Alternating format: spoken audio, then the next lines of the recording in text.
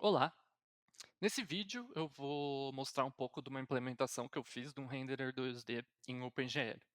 Então, esse projeto ele saiu de um problema que eu tive, que era que eu estava tentando fazer um renderer 2D e ver como fazia, aprender, e eu achei alguns materiais na internet. Mas primeiro que isso não é uma coisa tão comum assim, que tem tanta coisa. Ainda assim tem bastante coisa, né? Mas não tanto assim. E mesmo nos materiais que eu achei, ou tinha, tipo, uma coisa que eu não entendia, que a pessoa não explicava, ou eu acho que a pessoa deixava alguma coisa um pouquinho aberto, ou não era o suficiente, ou pelo menos o que eu acho que não era o suficiente, né, pra você fazer, tipo, um jogo em 2D. Então aí eu decidi fazer pra aprender e já deixar liberado também. E fazer esse vídeo em português, porque, né, tipo, galera que fala inglês já tem muito conteúdo online sobre isso. Então esse vídeo ele vai ser focado no design ou na arquitetura e na implementação do render 2D. E eu não vou me estender muito sobre outras coisas. Então, tipo, programação, transformações, a linguagem que eu usei para fazer, que é o Odin, ou GLFW, que é o wrapper para OpenGL que eu estou usando. Eu não vou ficar muito tempo falando sobre isso porque não é o foco e algumas dessas coisas são um pouco um pré-requisito, né, para você entender o que está acontecendo. Se você estiver aprendendo sobre transformações, eu acho que esse projeto também vai ser bom para você aprender algumas coisas.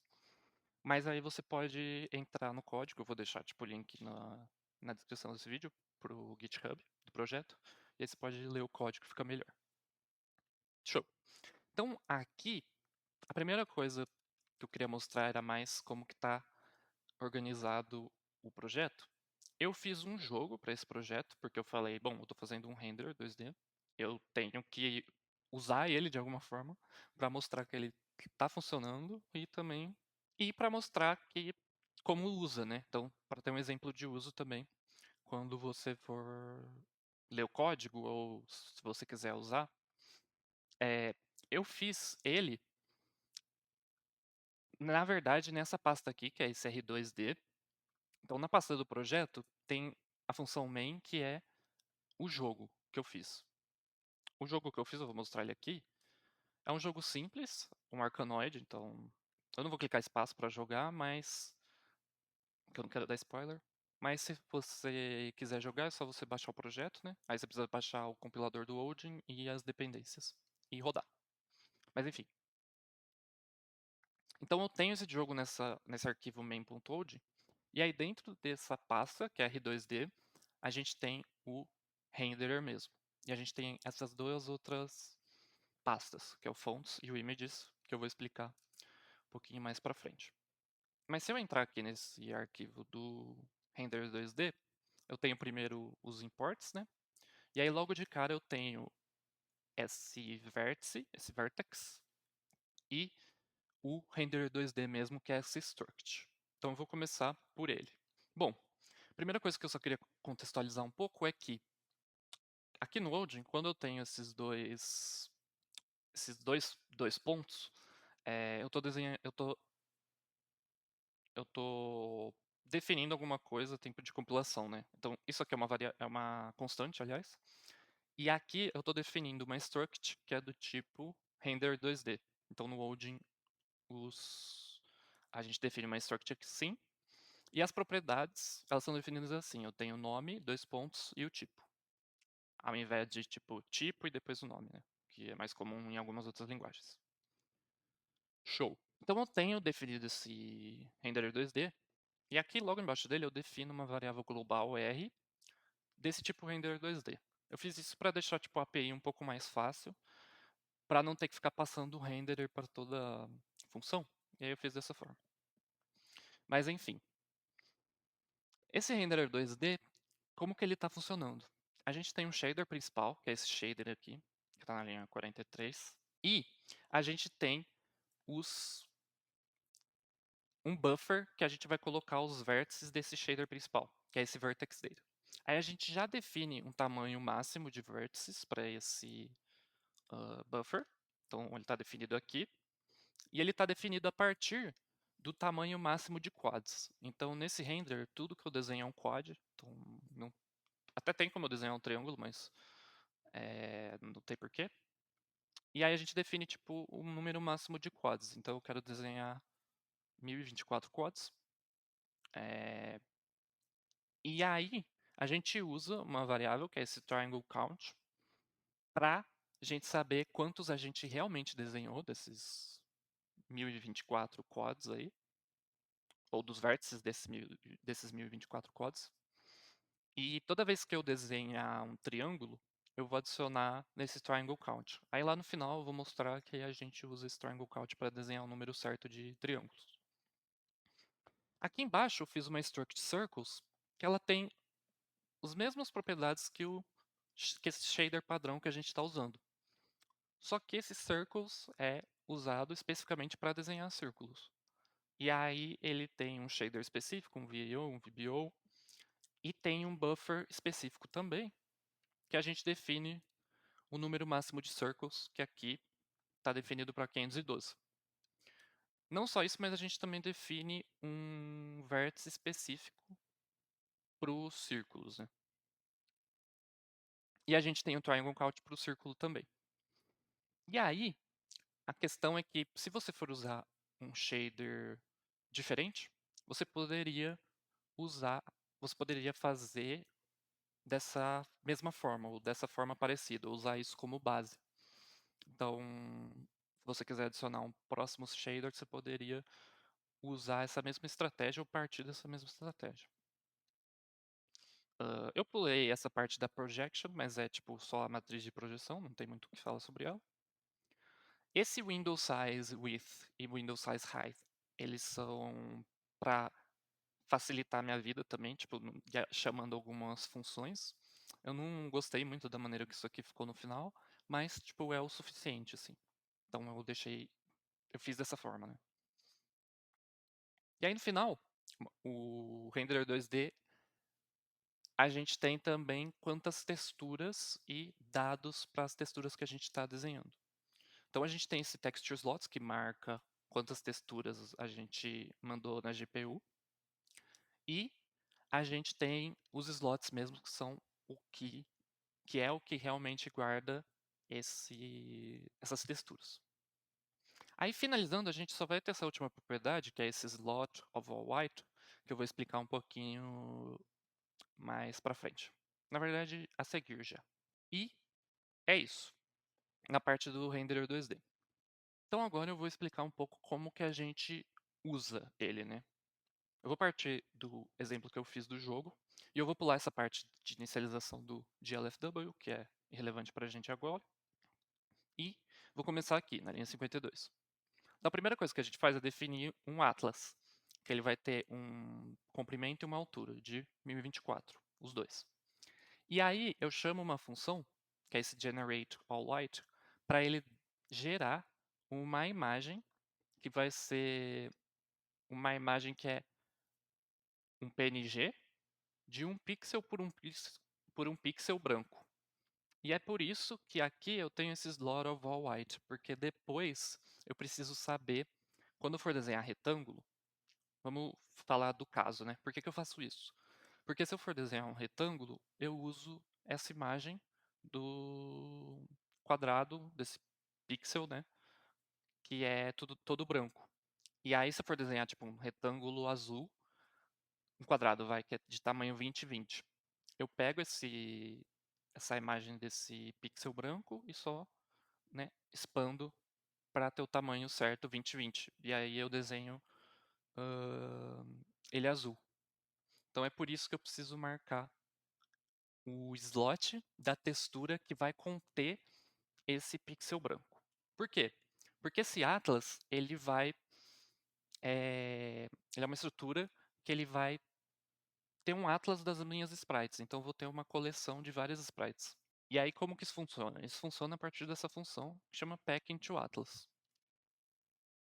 Essa função ela usa um pacote, uma biblioteca que é do STB, que é esse STB rectpack, que está aqui, definido aqui em cima.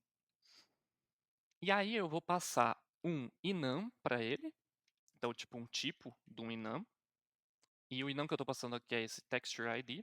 Esse texture ID, ele tem três valores, né? Ele tem o all white, colored e o arrow. Aí esse pack into atlas, que é essa função aqui, ela vai entrar nesse folder images e ele vai loopar pelos membros desse enum e ele vai pegar cada imagem que corresponde, que tem o mesmo nome. Então você pode ver que aqui tem os mesmos nomes que estão lá. Aí ele vai pegar isso aqui e vai colocar tudo nesse mesmo atlas. Então é isso que essa função faz. Show. Deixa eu só arrumar meu cabelo. Pronto. Então a gente inicializou o atlas. Depois a gente vai inicializar uma fonte. Então, para inicializar uma fonte, você passa o primeiro caractere. Eu estou usando 32 porque eu vi tipo na internet que o 32 é usado. Porque antes do 32 não tem nenhum caractere tipo útil, né, para a gente desenhar. E você também passa o tamanho da fonte. E aí você cria esse baked font, que vai conter essa fonte que você definiu, e você usa esse baked font lá na frente para desenhar a, a fonte que está relacionada a ele. Então, dessa forma que está feito aqui, para cada tamanho diferente de fonte que você quer usar, você vai precisar de um baked font diferente. Show! A gente também define o tamanho do atlas desse baked font. Então, da mesma forma que a gente tinha tipo um atlas para as texturas, para as sprites lá, a gente vai ter um atlas para os glifos da, da fonte. E aí, se eu entrar nesse init font, eu também estou usando um pacote ou uma biblioteca, ou enfim, um header do STB, que é o STB TrueType. E aí, o Baked Font ele já vai guardar os dados processados daquela fonte. Então, depois a gente vai usar aquilo para desenhar. Então, é isso aqui que eu estou fazendo no init font. Uma coisa que eu achei importante foi usar caracteres não só ASCII, né? Tipo, ou ASCII, enfim. Porque a gente fala português, então, tipo, no português você tem C cedilha e tio e etc. Então, até aqui você pode ver que eu coloquei alguns caracteres, alguns desses caracteres, tipo C cedilha e tio, que é uma coisa importante pra gente, né? E aí eu coloquei aqui que é esse set do letting one supplement. Mas beleza, a gente vai chamar essa função initFont. E aí, uma das coisas que essa função faz é criar essa imagem, que é o font.png. E aí, deixa eu mostrar ela aqui. Essa imagem é só uma imagem de debugging que a gente usa para ver se o processo está funcionando. Então, se eu abrir ela, você pode ver que tem todos os glifos aqui da fonte.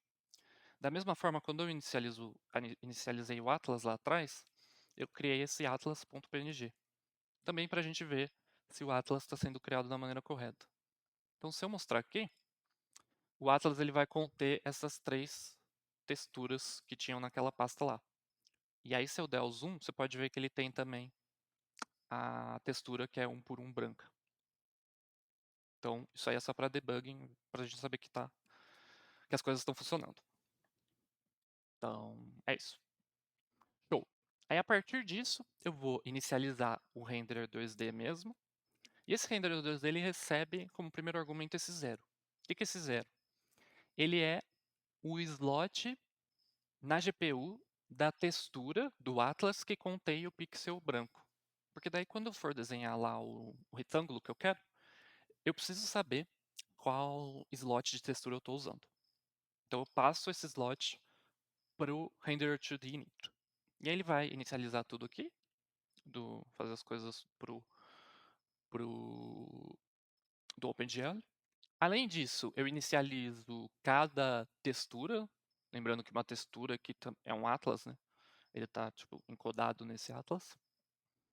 E quando eu inicializo a textura, ele me devolve um slot daquela textura, porque daí quando eu for desenhar ela, eu também sei em qual slot ela tá. Show. Aqui também eu seto tipo mipmap e essas coisas, né. Mas enfim. Além disso, eu vou inicializar a textura para a fonte, e aí eu guardo esse slot no with slot do Baked Font. Porque daí quando eu for desenhar a textura, eu vou passar esse Baked Font para a função de desenho. Quando eu vou desenhar a textura, não. Quando eu vou desenhar um texto, eu passo o Baked Font que eu estou usando para desenhar aquele texto. E aí ele sabe também o slot da textura da fonte. Beleza. A partir disso, a gente inicializa uma câmera. A câmera 2D ela é bem simples, ela tem o centro da câmera e o zoom. E aqui eu criei uma variável, né, que é o camera UI, que é só uma cópia do camera. Então isso aqui é tipo uma cópia por valor mesmo. Por quê? Porque, e agora eu vou entrar nisso, como que a gente realmente usa o render 2D? Se eu for na parte do render, se eu for na parte do render aqui embaixo, a gente tem duas chamadas mais importantes assim dele. O primeiro é esse render to the begin e a segunda é essa, render to the end. Toda vez que a gente chama o render to the end, a gente precisa passar a câmera. E na verdade, a gente precisa passar a câmera toda vez que a gente chama esse flush. Mas eu já vou explicar o porquê disso. Então, quando eu vou desenhar o HUD do jogo, eu desenho ele usando essa câmera da UI, sendo que essa câmera da UI ela nunca vai mudar. E é um e tipo, eu não deveria precisar de uma câmera para desenhar um HUD. Isso não faz muito sentido, lógico, mas ficou bom fazer dessa forma nessa implementação, então foi assim que eu fiz. Beleza. O que que o Render HD Begin realmente faz? A única coisa que ele faz é setar a contagem de triângulos, tanto para o nosso shader principal quanto para o dos círculos para zero. Beleza. Aí a gente vai lá e desenha tudo que a gente quer, e aí a gente chama o render to the end. Aí é no render to the end que a gente vai realmente falar para a GPU, né? Tipo, aqui estão os vértices, taca, tipo, desenha os pixels aí na tela. E na verdade a gente faz isso nessas duas chamadas, tanto no flush quanto no flush circles. O que que o flush faz? Eu vou começar aqui por baixo só para explicar essa parte, que é aquele triangle count que eu tenho, eu vou usar ele para determinar quantos vértices eu tenho que desenhar. E aí eu vou passar exatamente aqueles vértices para a GPU. E aí no final eu vou lá e só vou reinicializar isso aqui para zero. Então eu tenho um array lá, eu tenho buffer na minha memória que tem um número que eu determinei lá por aquele max quads. E aí eu vou preenchendo e vou mantendo essa quantidade de preenchimento que eu tenho. E aí aqui nesse flush eu vou lá e eu sei de onde começa, que é no começo, até onde termina. Eu pego isso tudo e mando para a GPU. O Flush Circles ele funciona da mesma forma, só que para o shader que a gente usa para desenhar os círculos. E aqui a gente faz uma transformação para a câmera que a gente precisa. Eu seto a projeção, que ela vai ser. Ela só muda de acordo com o tamanho da janela, né, que eu tenho. E aqui eu vou. Eu faço essas contas todas pelo lado da CPU e eu também faço uma conta dessa matriz projection view, que é a matriz de projeção vezes a matriz do view da câmera, né? Da camera. E aí eu já mando esse valor pro shader. Então eu calculo isso pelo lado da CPU e já mando esse bagulho calculado aqui pro shader, que está aqui embaixo. Vou falar dele num instante. Mas eu já mando esse valor calculado pro shader. A partir disso, eu seto as texturas que eu estou usando. Então, para cada textura, eu vou setar um uniforme diferente também. E o uniforme tem que ser do tipo, o nome dele tem que ser tipo texture 0, texture 1 e assim por diante. Se você quiser usar outro nome, você tem que mudar esse trecho do código aqui, né? Então, se eu mostrar tipo texture 0, você pode ver aqui no frag shader, ele tem o, o uniforme chama texture 0. Show! Para os círculos é a mesma coisa, então eu vou só mostrar, mas é a mesma coisa, só que no caso dos círculos, a gente vai usar o shader dos círculos. Beleza. Aí um ponto relevante também de eu explicar é que eu fiz esse renderer de uma maneira que a gente não passa o valor de profundidade para o vértice. Então eu não sei o que está atrás do que. A partir disso, como que eu desenho coisas tipo atrás e na frente, né?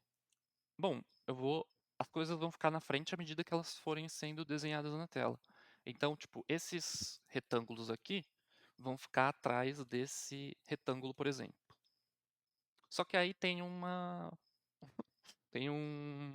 caveat assim, que é quando eu chamo o renderer to the end, eu faço flush do shader padrão e depois o flush dos círculos. E dessa forma, tudo que eu desenhar aqui entre um begin e um end ele vai sempre desenhar os retângulos atrás e os círculos na frente. Então, se eu quiser desenhar um retângulo, tipo, na frente, igual eu quis fazer aqui, então, tipo, desenhar um retângulo na frente de um círculo, eu preciso fazer o flush antes de todos os retângulos que eu desenhei até aquele ponto, né? E fazer o flush dos círculos, e aí sim desenhar o retângulo. Aí esse retângulo ele vai aparecer na frente desses círculos aqui. Então eu quis fazer dessa forma porque fica mais simples. Talvez não, você pode argumentar que não, mas do meu ponto de vista, eu achei que ficava um pouquinho mais simples, mas não no sentido de simples de uso, né? Mas sim no sentido de simplicidade de implementação, assim, fica um pouquinho mais low level e você tem que chamar as coisas manualmente. Mas isso é bom porque faz você pensar sobre como isso aqui está implementado. Beleza. Aí a última coisa que eu quero falar sobre é, vamos supor que a gente quer adicionar um novo atributo lá no nosso shader padrão. Como que eu faria isso? E aí eu já também falo de como está escrito esse shader. Então, pode ser que eu queira, quando eu estou desenhando uma textura, eu queira passar uma cor específica para que aquela textura seja desenhada. Então, tipo, se eu estou desenhando um personagem, e aí o personagem toma dano, eu posso desenhar ele como vermelho ou como branco, alguma coisa assim. E aí naquele momento eu passo uma cor para que toda a textura daquele objeto seja desenhada com aquela cor.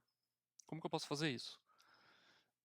Vamos fingir que eu iria querer passar essa cor aqui, para essa sprite que eu estou desenhando da setinha. E aí eu vou passar tipo uma cor que é vermelha. A primeira coisa que ele vai reclamar que essa função não recebe é tipo esse parâmetro, né? Então eu vou passar ele aqui, vou chamar de color override. E eu vou setar um valor padrão para ele, só para ele não caralhar com o resto do código assim. E aí depois eu passo esse color override para essa função do drawQuadTransformed. Essa função do drawQuadTransformed, ela recebe cada atributo do meu vértice. Então, cada coisinha aqui é um atributo do meu vértice. Eu também vou só passar um valor aqui para ele não escaralhar com o resto do código. E aí eu preciso passar esse valor realmente para cada vértice que eu vou desenhar. Então, eu vou passar aqui. Aí vou só copiar para os 4 vértices do quad, né? E ele vai reclamar que eu não declarei isso ainda dentro do vertex. E eu vou fazer isso agora. Mas, o que eu queria falar é que Toda vez que eu vou desenhar um quad, eu preciso desenhar com esse quad transformed, porque é ele que vai aplicar as operações corretamente. E é ele que vai chamar essa função pushQuad. E essa função pushQuad, eu posso vir na definição dela aqui. O que ela faz é desenhar um quad, mas ela faz isso desenhando tipo dois triângulos, né? E esse renderer, ele desenha os retângulos começando no topo da esquerda. Então o primeiro vértice é o topo da esquerda, e aí vai em sentido horário. Então topo da esquerda, depois o da direita, aí a parte de baixo da direita e a parte de baixo da esquerda. E aí é nesse push triangle que a gente realmente seta os vértices e aumenta o triangle count. Beleza, se eu for no erro aqui, ele vai falar que o vértice não está esperando isso. Então eu venho aqui na definição do vértice e adiciono esse color override também. Beleza. A partir daqui eu preciso setar o novo layout do buffer. Como o vértice mudou, eu vou precisar setar isso aqui. Isso aqui tá no init, se eu não me engano. É, aqui embaixo. E aí aqui eu vou setando cada atributo do vértice, né? Eu fiz isso de uma maneira um pouco mais simples, que eu posso só copiar tudo isso aqui, e aí eu setando esse valor de n corretamente, eu não preciso fazer mais nada. Quer dizer, isso, isso funciona porque todos os valores todas as propriedades ali, membros desse vertex, são F32. Então essa conta aqui funciona. Se no seu caso não for isso, você vai ter que mudar isso aqui um pouquinho. A partir disso, eu posso rodar esse código e vamos ver se está funcionando. Mas a gente vai ver que não vai funcionar. Isso aqui é só um erro do map, ignore. E por que que não vai funcionar? Porque eu fiz um assert aqui nessa linha 90. Se a gente for nela, eu estou falando que o meu vértice ele tem que ter 9 floats 32. Mas eu adicionei mais um, né? Na verdade, eu adicionei mais 3. Então esse valor sobe para 12. É só para a gente não esquecer de setar o novo atributo aqui quando a gente adiciona ele lá no storekit do Vertex. Show! Então fiz tudo isso, o que eu preciso fazer agora? Passar esse novo atributo para o shader. Então, aqui eu tenho o Vertex Shader. Eu vou passar esse novo atributo que eu criei. Isso aqui era vec3, né?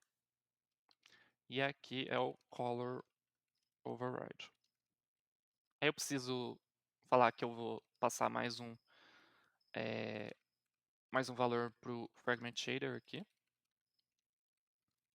E preciso realmente passar esse valor aqui embaixo. Então, posso só copiar aqui. Então agora o meu Fragment Shader pode receber esse valor aqui. E pronto. Aqui eu já posso usar o valor. Então nesse caso eu vou colocar ele aqui embaixo.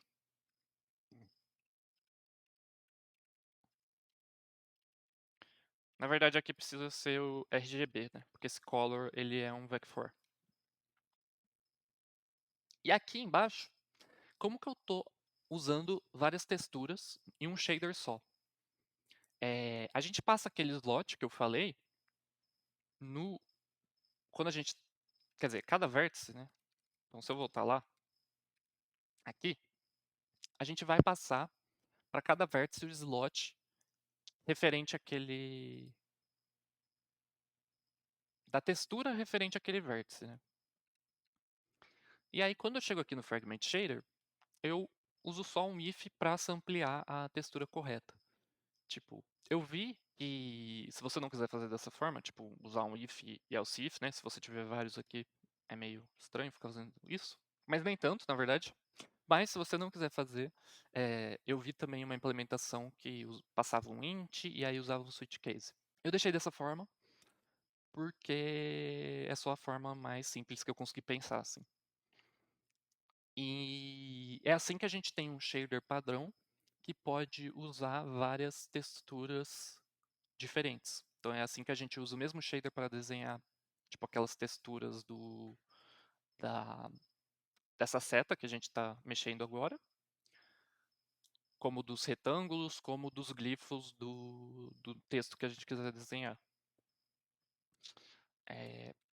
Mas aqui eu já fiz tudo o que eu precisava. Então, se eu rodar o código, a gente vai ver que agora a cor daquela seta é toda vermelha. E eu posso até desfazer tudo que eu acabei de fazer, só pra gente ver como que estava antes. Antes da gente adicionar o atributo, estava assim, né? Então, se você precisar adicionar um novo atributo, é dessa forma que você faz. Bom, só finalizando aqui, então, esse código aqui do main, se você pode dar uma olhada nele, né? Tem a implementação do jogo, realmente. Então, tem algumas coisas que eu fiz aqui que podem ser úteis, se você estiver aprendendo. Mas eu fiz o... Mas o que é importante realmente é o código aqui do render, né? Tem alguns comentários também, que vou explicar algumas coisas. E eu também quis fazer esse render de uma forma que fosse simples, no sentido de implementação. Então, algumas coisas eu tomei algumas decisões que não são, tipo, as melhores do mundo de performance, a favor de manter essa simplicidade. Porque eu tô aprendendo e também para você que vai tá vendo o código vai estar aprendendo e vendo esse código, né? Vendo algumas coisas aqui pela primeira vez. E é isso. De novo, vocês podem jogar o jogo baixando o compilador do Odin e as dependências. Eu agradeço por você ter assistido esse vídeo. De novo, eu vou deixar o link do GitHub desse projeto na descrição. E é isso. Valeu e falou!